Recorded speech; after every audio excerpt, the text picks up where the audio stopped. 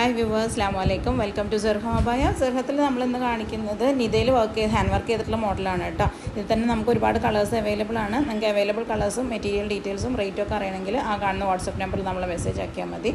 അതുപോലെ തന്നെ ഇപ്പോൾ നമ്മൾ ബ്ലാക്കിലാണ് ഇതിൽ മോഡൽ കാണിക്കുന്നത്. നിങ്ങൾക്ക് ഏതെങ്കിലും കളേഴ്സ് വേണമെങ്കിൽ അങ്ങനെ കസ്റ്റമൈസ് ചെയ്യാം.